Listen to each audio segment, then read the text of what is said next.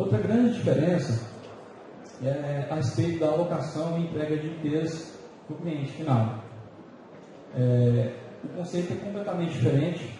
No começo eu tive um pouco de dificuldade para entender e ver essa concepção de entrega de IPs para o cliente. Com o IPv4, geralmente você entrega um IP para o cliente, faz a conta final e está resolvido os seus problemas. Com o IPv6, a entrega para o cliente final comum é de 1/64. O que é 1/64? O que isso significa? Vamos dar uma olhadinha aqui. Uma subrede /64, ela possui aproximadamente 18 quintilhões de endereços. Ou seja, considerando a população da Terra de 7 bilhões de habitantes, jogando para cima um pouquinho, 10 milhões, dividindo esses 18 quintilhões por 10 bilhões, eu tenho aproximadamente 1,8 bilhões de vezes o necessário para atender toda a demanda de IP mundial. Ou seja, cada computador poderia receber aproximadamente 1,8 bilhões de endereços apenas com /64 que vai ser entregue a um usuário final. Ou seja, completamente diferente do que você usa no IPv4. Vamos lá, alguns prefixos e recomendações de entrega e alocações de IP para usuários e empresas. Primeiro, para o usuário comum, é recomendado você alocar pelo menos 1/64, certo? Vai entregar para ele 1/64. Porém, fazer uma reserva de pelo menos 1/56. Essas recomendações foram extraídas diretamente do site do NICBR, que é o nosso registro nacional de distribuição de IPs, certo? Você tem várias diferenças aí entre NIRs. Alguns NIRs recomendam de uma forma, outros de outros. Essas recomendações são diretas do NICBR. Para escritórios e empresas de pequeno porte, você alocar, ou seja, entregar para ele 1/56 e reservar pelo menos 1/52. Para médias e grandes empresas, alocar pelo menos 1/48 e reservar 1/44. ISPs, provedores, Internet Service Providers, receber pelo menos 1/32, certo? Ou seja, de 1/32 até 1/64, você tem 1/32 também. Ou seja, 64 menos 32. Ou seja, aproximadamente, se você tem toda a extensão do IPv4 hoje, aproximadamente 4 bilhões de endereços. Ou, na verdade, 4 bilhões de prefixos /64. Um pequeno comparativo de tamanho. IPv4, aproximadamente 4 bilhões. Tem casos de milhões, bilhões. Aproximadamente 4,3. IPv6, 11 casas, 340, 1 decilhões. Vamos lá, alguns comparativos de crescimento, de como está distribuído isso aí, como que pode ser, até onde pode crescer, certo? E tem muitos que ficam pensando, entregar 1/64 para um cliente final, isso pode rapidamente esgotar o que o IPv6 tem que oferecer. Pelo contrário, muitos temem pelo conservadorismo, ou seja, entregar poucos clientes, poucos IPs para o cliente final, poucos prefixos. Vamos lá.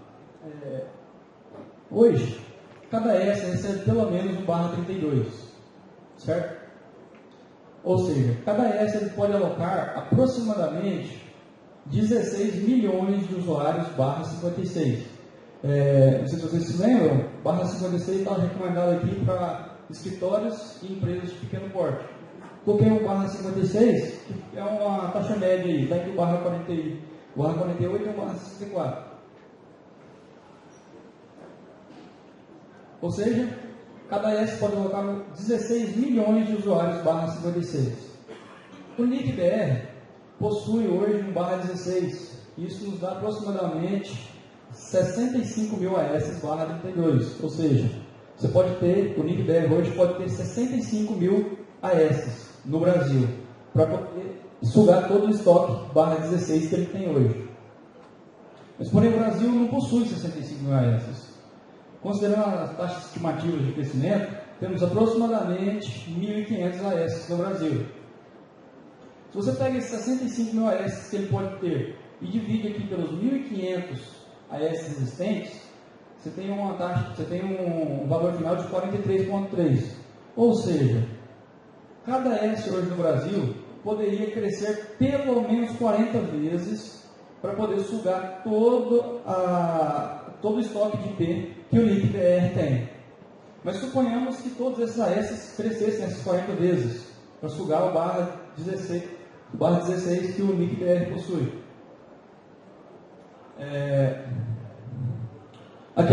Antes disso, suponhamos aqui que cresça 40 vezes cada AS, 16 vezes 40, que é os 16 milhões que eu tenho aqui, barra 56, vezes 40 vezes, que seria o crescimento que poderia alcançar cada AS, você tem aproximadamente 640 milhões de usuários barra 56.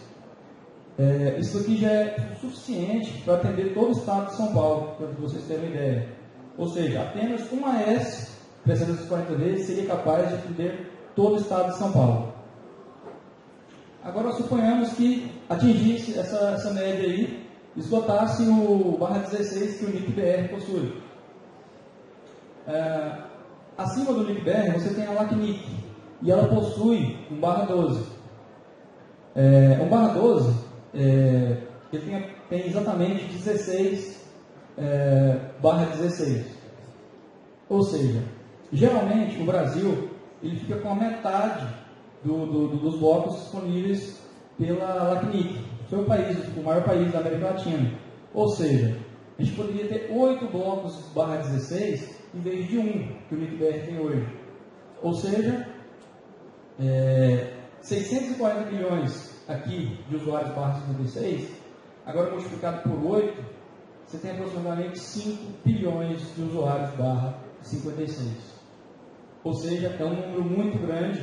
2 AS poderiam atender toda a necessidade de IP da Terra hoje. Apenas 2 AS conseguiria atender o número de IPs necessário. Agora, suponhamos que chegasse a esse ponto de usar todos esses IPs e esgotar, por exemplo, o que a LACNIC tem, que é um barra 12.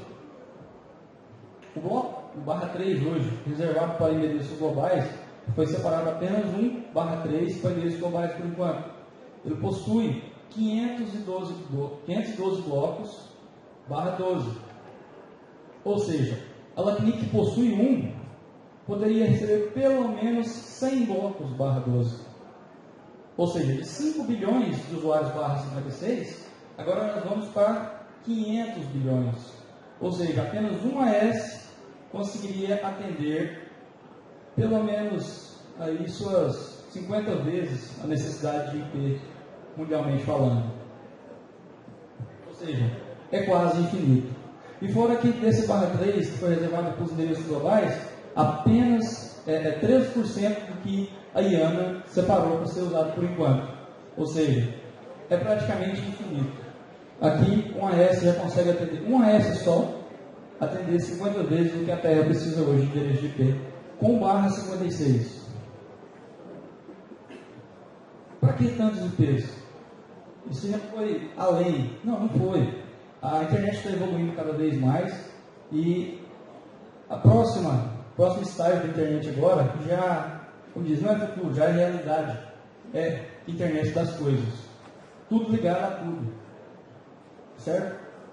Internet das coisas hoje se resume em 4 palavras: RFID, Radio Frequency Identifier, IPv6, wireless, tudo sem fio, e automatização das coisas. IPv6, ele está aí apenas para abrir a porta para a internet das coisas. É ele que está abrindo a porta para começar isso daí. Porque, pensa, tudo precisando de IP. Seu carro, sua geladeira, seu laptop já usa, a sua casa e assim por diante. O IPv6 está ali para esse tipo de desenvolvimento. Não importa o que você precisar dentro da sua casa ou fora da sua casa, um bloco barra 64 vai conseguir atender.